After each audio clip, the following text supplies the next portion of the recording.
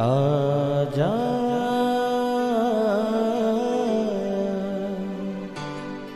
प्रभु यीशु के दर आजा,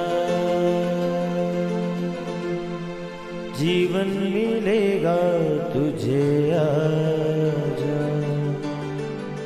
आजा प्रभु यीशु के दर आजा, जीवन मिलेगा तुझे। आजा आजा आजा आजा।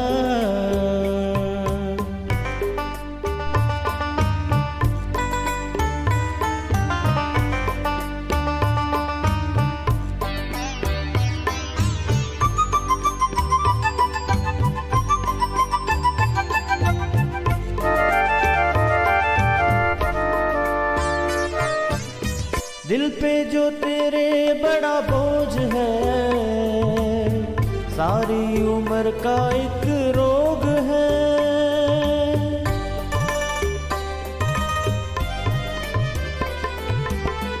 दिल पे जो तेरे बड़ा बोझ है, सारी उम्र का एक रोग है।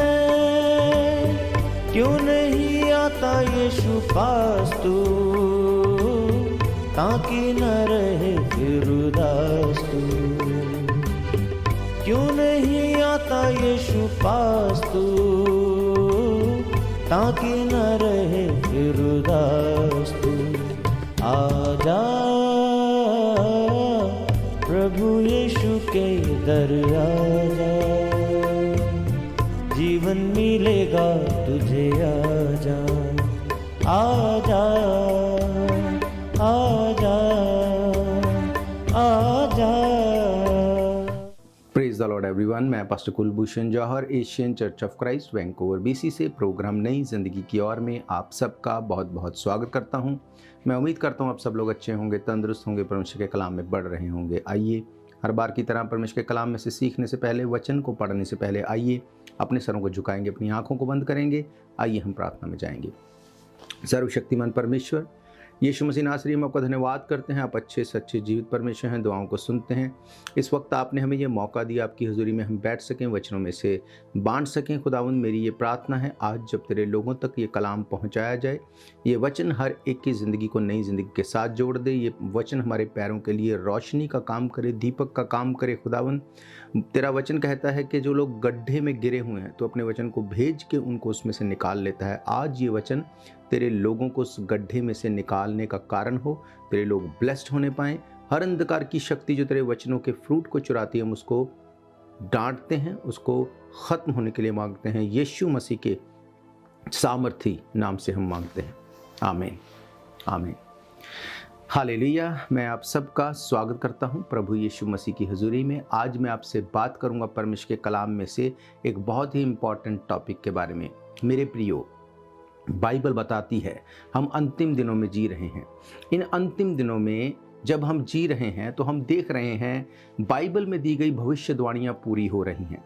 अब मैं आपको बताऊंगा कि एक ऐसी भविष्यवाणी जो प्रभु यीशु मसीह ने बताई अपने चेलों को। जब चेलों ने पूछा, हमें बता कि अंत के दिनों के क्या चिन्ह होंगे, तेरे आने के क्या निशान होंगे।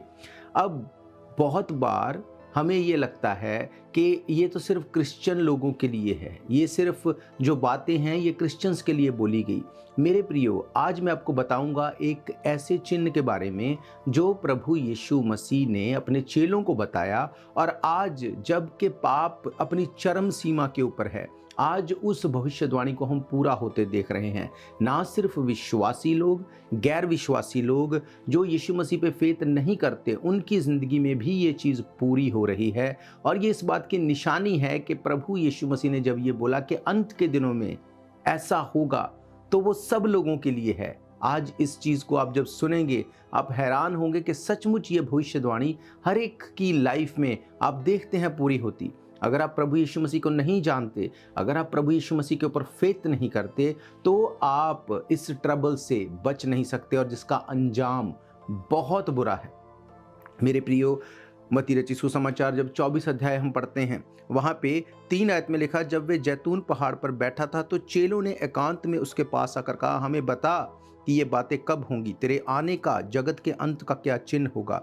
यीशु ने उनको उत्तर दिया, सावधान रहो, कोई तुम्हें भरमाने ना पाए। मेरे प्रियो, भूकंप होंगे, अकाल पड़ेंगे, महामारियां होंगी, ये सब चीज़ें यीशु मसीह ने बताई और आज वो हो रही हैं। पर मैं आपसे आज बात करूंगा कि क्या वो बात है जो यीशु मसीह ने सबसे पहली बात बोली और जिसको आप आज पूरा होते देख रहे हैं। यहाँ पे लिखा, यीशु मसीह ने उनको उत्तर दिया, सावधान रहो, कोई तुम्हें भरमाने ना पाए। स्पिरिट ऑफ डिसेप्शन आज इतनी चरम सीमा पर काम कर रही है। आज लोग इस डिसेप्शन में इतनी बुरी तरह से फंसे हुए हैं, वो नहीं जानते हम कहाँ जा रहे हैं। आज हम उस दौर में जी रहे हैं कि अगर किसी से गलती हो जाए, वो अपनी गलती मानने को तैयार नहीं। अगर कोई चोरी करता है तो वो इस चीज़ को एडमिट करने को तैयार नहीं कि हाँ मैं गलत कर रहा हूँ, मुझे चोरी नहीं करनी, चोरी करना पाप है।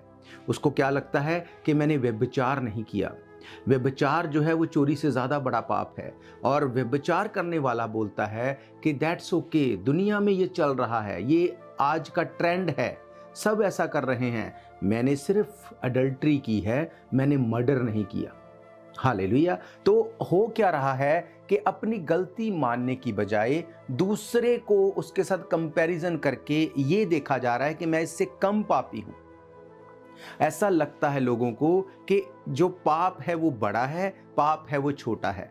चोरी एक छोटा पाप है, झूठ बोलना एक छोटा पाप है, पर अडल्ट्री करना, मर्डर करना ये बड़े पाप हैं। इसका मतलब हमारी सजा उस पाप के सामने कुछ नहीं होगी।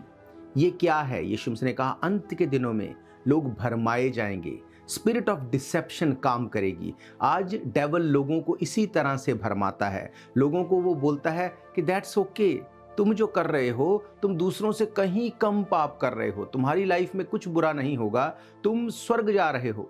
मेरे प्रियो, बाइबल ऐसा नहीं कहती। बाइबल ये बताती है कि पाप का मतलब पाप है और पाप की मजदूरी मौत है। हालेलुया। अब मैं आपको एक बड़ी भेद की बात बताऊंगा जिसको कई बार लोग पढ़ते हैं और वो इस चीज़ को उनको एक गलत तरह से एक अपने माइंड में ऐसी एक धारणा बना लेते हैं कि शायद पाप छोटा है, शायद पाप बड़ा है। मैं छोटा पाप कर रहा हूँ, मेरी ज़िंदगी में कोई भी ट्रबल नहीं हो सकती, मैं स्वर्ग जा रहा हूँ। जो बड़ा पाप करने वाला है, ये बात उसके लिए लिखी गई है। पर बाइबल क्या कहती है, आइए हम देखते हैं। परमेश्वर के कलाम में से पहला यूहन्ना उसका 5 अध्याय उसकी 16 आयत से लिखा, यदि कोई अपने भाई को ऐसा पाप करते देखे जिसका फल मृत्यु ना हो तो विनती करे और परमेश्वर उसे उनके लिए जिन्होंने ऐसा पाप किया है जिसका फल मृत्यु ना हो जीवन देगा। पाप ऐसा भी होता है जिसका फल मृत्यु है। इसके विषय में मैं विनती करने के लिए नहीं कहता। सब प्रकार का अधर्म तो पाप है, परंतु ऐसा पाप भी है जिसका फल मृत्यु नहीं है। हालेलुया। मेरे प्रियो, अब जब इस वचन को हम पढ़ते हैं तो बहुत बार लोगों को लगता है कि यहां पर बताया गया कि एक पाप ऐसा है जिसको करने के बाद उसका फल, उसका रिजल्ट जो है वो मौत नहीं है, पर एक पाप ऐसा है जिसका रिजल्ट मौत है। अब वही बात मैंने आपको बोला कि जो लोग चोरी करते हैं उसको लगता है चोरी करने का जो रिजल्ट है वो मृत्यु नहीं है, पर व्यभिचार करने की जो सजा है वो ज्यादा कड़ी है। अब व्यभिचार करने वाले को लगता है कि नहीं, व्यभिचार तो बहुत छोटी बात है, मैंने मर्डर तो नहीं किया। अब बाइबल इसके बारे में क्या कहती है, आज जब हम इसको देखेंगे, पढ़ेंगे, मेरा ये फेथ है आपकी लाइफ के ऊपर एक बड़े प्रकाशन को आप खुलते हुए देखेंगे।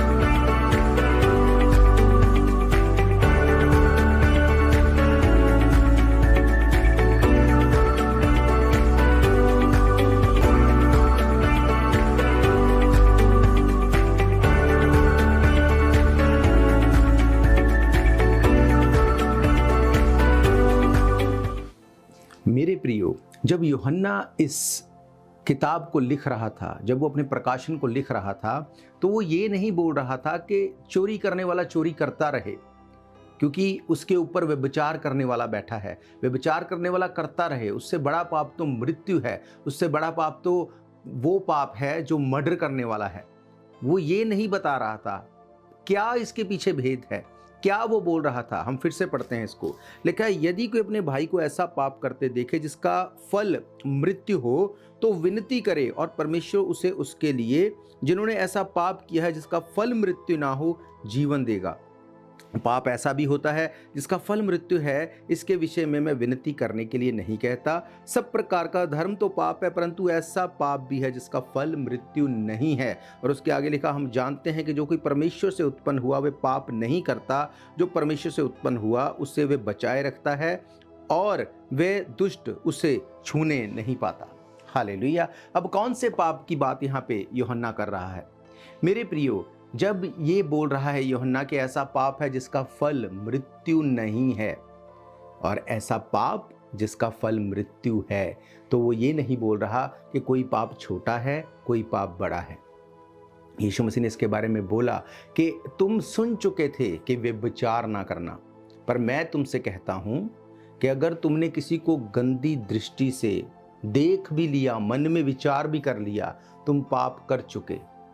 इसका मतलब उसने ये कहा कि अडल्ट्री कमिट करना ही पाप नहीं है, उसके बारे में सोचना भी सेम पाप है। अगर यीशु मसीह ये बोल रहे हैं तो इसका मतलब वो ये बता रहे हैं कि पाप का मतलब पाप है और पाप की मजदूरी मौत है।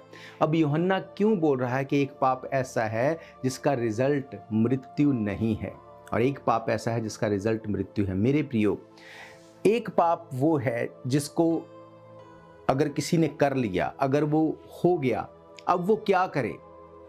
अब अगर उसके मन में पश्चाताप आ रहा है, अगर वो इस चीज के लिए सोचता है मैंने गलत किया है, तो वो क्या करेगा? कैसे वो उस पाप से छूटेगा? अगर इसी यूहन्ना को अगर हम देखते हैं, उसका अगर 1 अध्याय और उसकी 5 आयत से पढ़े, यहाँ पे लिखा है, जो समाचार हमने उससे सुना और तुम्हें सुनाते हैं वे ये है कि परमेश्वर ज्योति है, उसमें कुछ भी अंधकार नहीं। यदि हम कहें कि उसके साथ हमारी सहभागिता है तो फिर अंधकार में चलें तो हम झूठे हैं, सत्य पर नहीं चलते। पर यदि जैसा वे ज्योति में है वैसे ही हम भी ज्योति में चलें तो एक दूसरे से सहभागिता रखते हैं और उसके पुत्र यीशु के लहू के द्वारा हमें सब पापों से वो शुद्ध करता है। यदि हम कहें हम में कुछ भी पाप नहीं तो अपने आप को धोखा देते हैं और हम में सत्य नहीं। यदि हम अपने पापों को मान लें, वे हमारे पापों को क्षमा करने और हमें सब अधर्मों से शुद्ध करने में विश्वास योग्य और धर्मी है। हालेलुया। मेरे प्रियो, बाइबल कहती है हम सब ने पाप किया और परमेश्वर की महिमा से रहित हैं। जब एक व्यक्ति पाप करता है, जब वो चाहे चोरी करता है, चाहे अडल्ट्री करता है, चाहे वो कोई भी काम जो उसको पता है कि ये गलत है, अगर उसको करता है और उसके बाद जब उसके मन में कन्विक्शन आता है तो वो परमेश्वर से प्रार्थना करता है, बोलता है, परमेश्वर मैं अपने गुनाहों को मानता हूँ, मुझसे हो गई गलती, मैंने कर ली चोरी, मैंने कर ली गलत चीज़, अब मुझे इसके लिए माफ़ करो।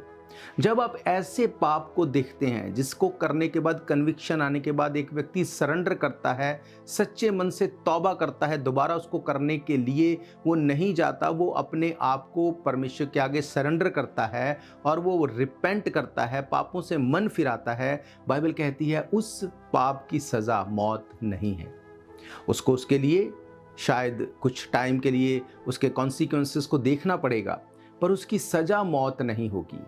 पर एक ऐसा पाप जो मृत्यु तक पहुंचाता है, कौन सा पाप? मैंने आपको बताया, चोरी करने वाला ये नहीं बोलता कि मुझसे गलती हो गई, वो बोलता है मेरे ऊपर बहुत से ऐसे लोग हैं जो मुझसे बड़े पाप करते हैं। लोग व्यभिचार करते हैं, व्यभिचार वाले को लगता है लोग मर्डर करते हैं, चीटिंग करते हैं। लोग अपने पाप को छुपाने के लिए दूसरों के साथ कंपैरिजन करते हैं और अपने पाप को ढांपते हैं। एक झूठ को बचाने के लिए 100 झूठ बोलते हैं। अगर आप सरेंडर नहीं करेंगे, रिपेंट नहीं करेंगे, चाहे वो छोटा पाप आपको लगता हो, चाहे वो बड़ा पाप लगता हो, बाइबल कहती पाप की मजदूरी मौत है। That is it. बाइबल नहीं बताती कि कोई पाप छोटा है कोई बड़ा है। यीशु मसीह ने कहा तुम सुन चुके थे कि तुम अडल्ट्री ना करना, व्यभिचार ना करना। मैं तुमसे कहता हूं अगर तुमने किसी को गलत नजर से देख भी लिया, मन में सोच भी लिया, तो तुम पाप कर चुके हो। हालेलुया। मेरे प्रियो, आज हम ऐसे दौर में जी रहे हैं, डिसेप्शन बहुत भारी, बहुत बड़ी तादाद में काम कर रहा है। लोग डिसीव हो रहे हैं। लोगों की जिंदगियों में उनको लगता है कि हम सही हैं, दूसरे गलत हैं। अपनी गलती को मानने को कोई तैयार नहीं। लोगों को लगता है हम छोटे हो जाएंगे अगर अपनी गलती को मान लेंगे। हम क्यों यीशु मसीह को उद्धारकर्ता माने? हमारे पास हमारे परमेश्वर हैं। यीशु मसीह ने आपको नहीं कहा कि मेरी किसी के साथ तुलना करो। आज सबसे बड़ी गलती लोग क्या करते हैं, इवन विश्वासी लोग, वो परमेश्वर की जो तुलना है वो डेविल के साथ करते हैं। उनको लगता है कि या तो जो दुनिया है वो परमेश्वर के पीछे है या शैतान के पीछे है। ऐसा करके वो क्या कर रहे हैं, वो शैतान को परमेश्वर के बराबरी का एक कंपटीटर जैसे वो बना रहे हैं। ऐसा नहीं है मेरे प्रियो। बाइबल कहती है इस जमीन के ऊपर, आकाश के नीचे दूसरा कोई नाम नहीं दिया गया। शैतान एक एंजल था जो आसमान से गिराया गया। उस एंजल से अगर आप किसी को कंपैरिजन करेंगे तो वो मिकाइल हो सकता है। आप उसके साथ उसका कंपैरिजन वो भी बनता नहीं, पर आप अगर समझने के लिए सोचें वो हो सकता है, पर आप उसको परमेश्वर के साथ कंपैरिजन नहीं कर सकते। परमेश्वर ने कहा अगर तुम अपने गुनाहों को मान लोगे, छोड़ दोगे, मैं तुम्हारे गुनाहों को माफ करने में सामर्थी हूं। ये वो पाप है जिसकी सजा मौत नहीं है। अगर तुम छोड़ दोगे, अगर तुम डिसीव नहीं किए जाओगे। आज लोग डिसीव हो जाते हैं कि मैं तो अच्छा हूं, उसको देखो वो कितना खराब है। इसी बात को उस फरीसी ने बोला जब वो मंदिर में गया। उसने कहा परमेश्वर तेरा धन्यवाद, मैं हफ्ते में 2 बार उपवास करता हूँ, दान दशमांश भी देता हूँ, चर्च भी जाता हूँ, अच्छा है मैं इसकी तरह नहीं हूँ। और दूसरे व्यक्ति ने अपनी आंखें भी आसमान के ऊपर नहीं उठाना उसने सही समझा। उसने कहा परमेश्वर मैं पापी हूँ।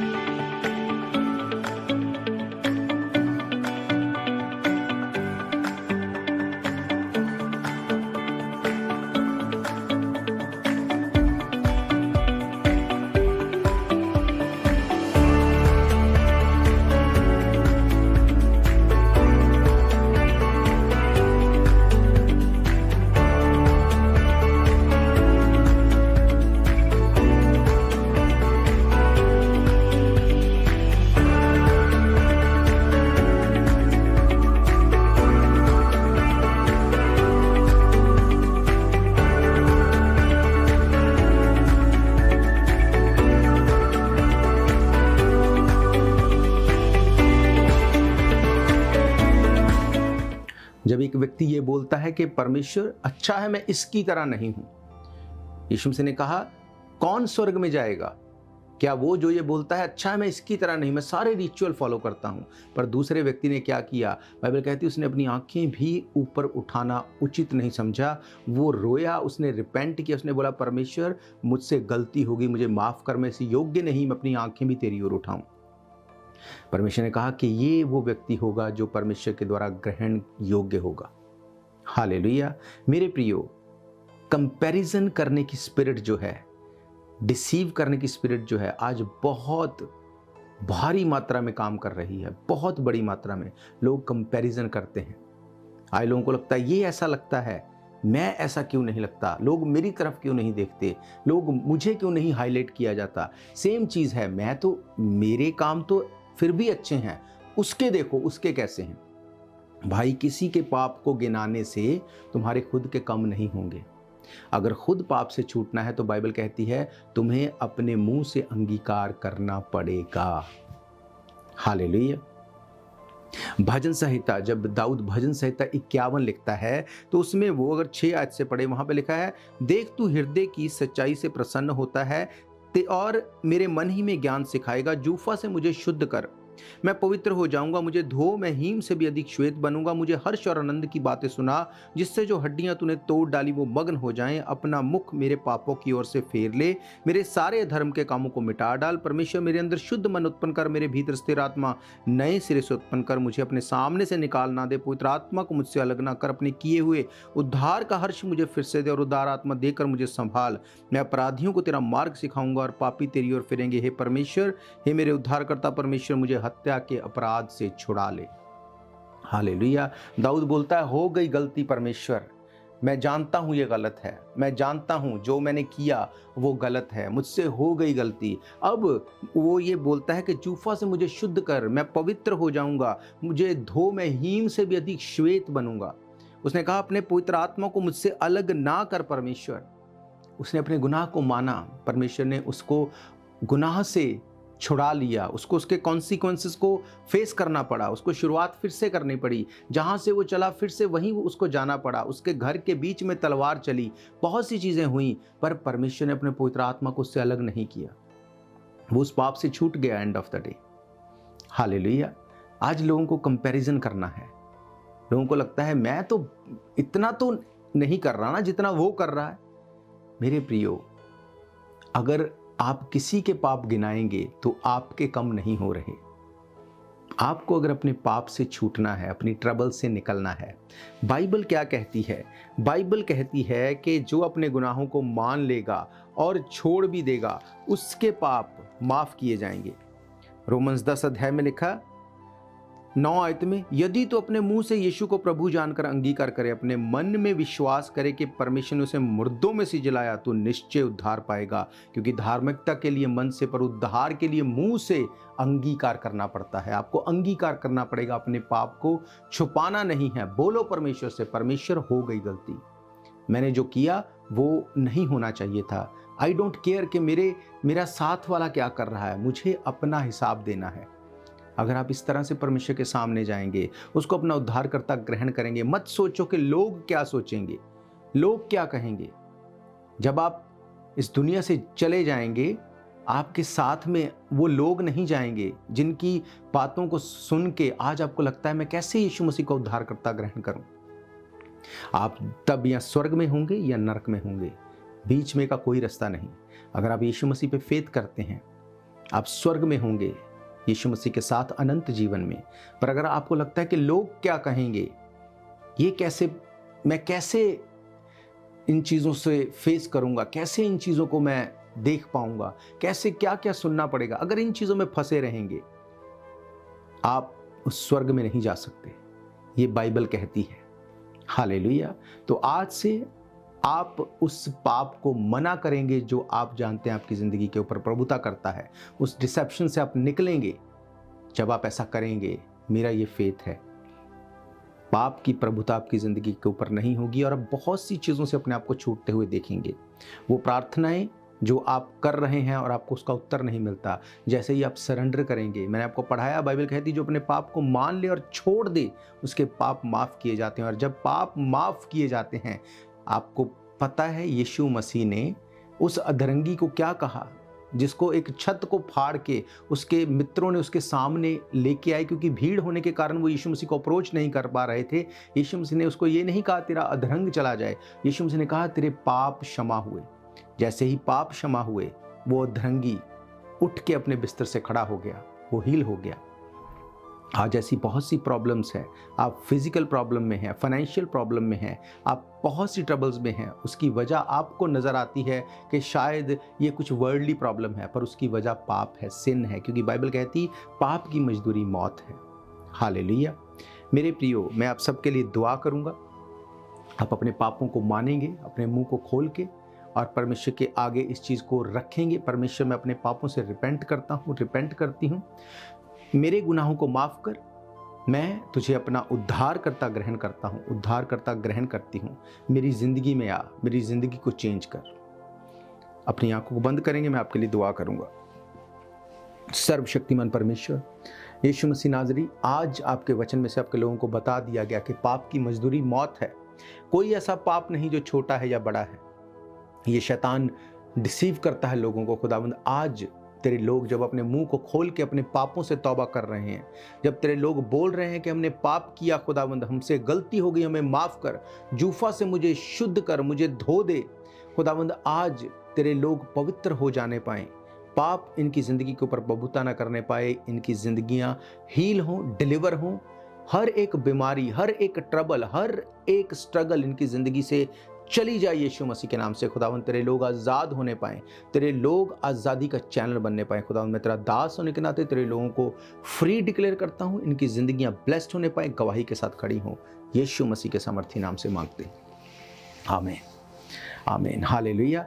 तो मैं आपको बताना चाहता हूँ, अगर इन प्रोग्राम्स को आप फिर से सुनना चाहते हैं, आप हमारे YouTube channel Asian church of Christ Vancouver BC पे जाके डेट वाइज सर्च करके इन प्रोग्राम्स को फिर से सुन सकते हैं। आप सब्सक्राइब कर सकते हैं हमारे चैनल को, ताकि जब भी नई वीडियो आए वो आप तक पहले पहुँच सके।